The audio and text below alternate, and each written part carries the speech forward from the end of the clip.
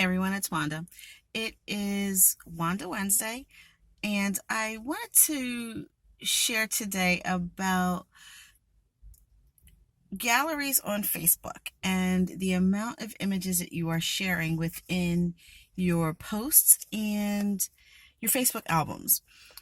Yesterday, I saw a gallery share or a post share with almost 200 images.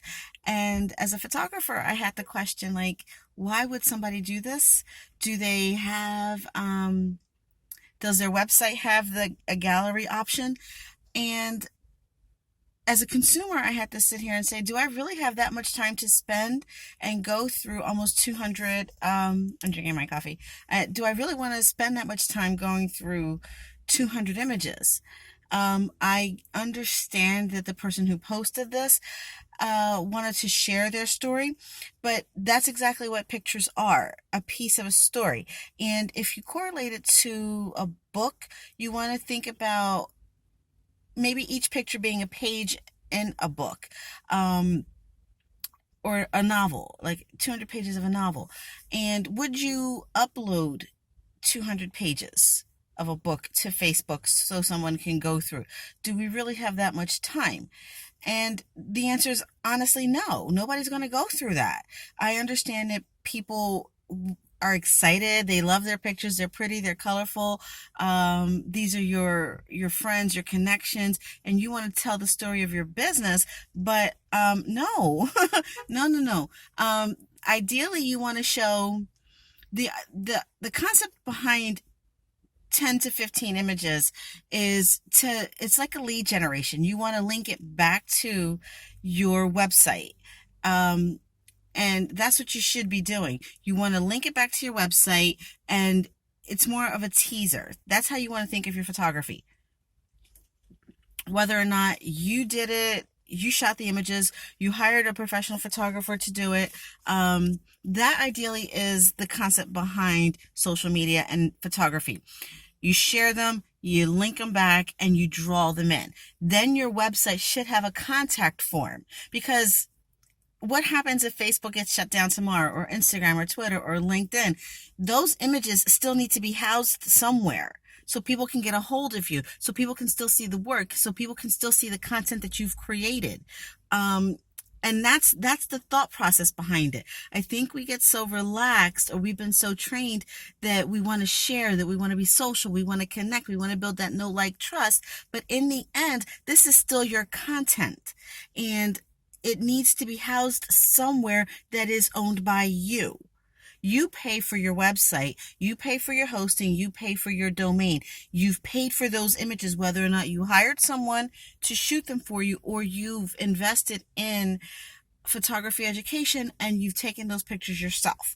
So that's how I want you to think about it today. Stop sharing so many pictures. Even on your website, you don't want to put 200 pictures. There's no real need for that. Then you get into, because when somebody, downloads them and steals your images, then you're getting upset. So-and-so stole my pictures. Well, yeah. Because you're putting a lot of content out there that, that's enticing. And it's not easy for you to monitor. So you don't necessarily need that. I don't put that many images on my website, and I'm a photographer. And when I do, I archive older content. So that's how you want to think about it. So decide what you want to put out there. Decide what you're going to archive. Decide how much you want to share. I only put out 10 images of my best work, even when it comes to weddings. And when it comes to events, this is another point. Find a gallery option like Shootproof, Zenfolio. Those are all really great places that you can upload. And if you want to make some passive income, allow your guest to purchase an image. It doesn't have to be a lot. You can sell it for like $5 an image, a digital download. And if they want to buy a print, they can buy a print. They all have default settings for purchases. So that's something you might want to think about, because ideally that's what people are doing. They're sharing them, and that's fantastic, but draw the attention back to your business. Um, so let that be the takeaway from this, okay?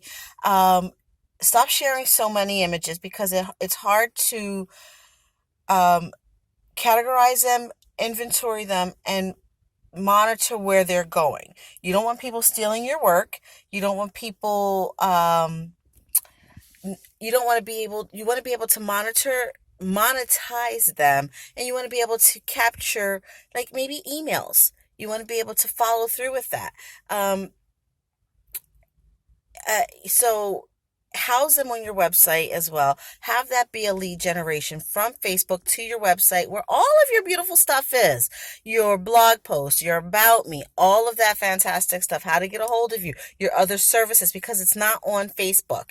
Facebook is not your website. You need real estate, online real estate.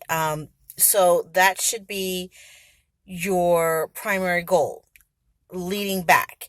So those are my few takeaways. House it on your website where your lead generation is.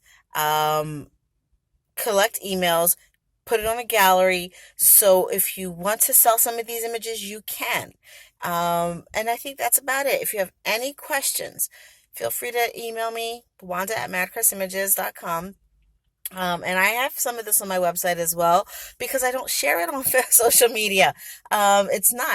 I have curated content on my site with all of these educational learnings. Okay. Have a great Wednesday. Talk to you later.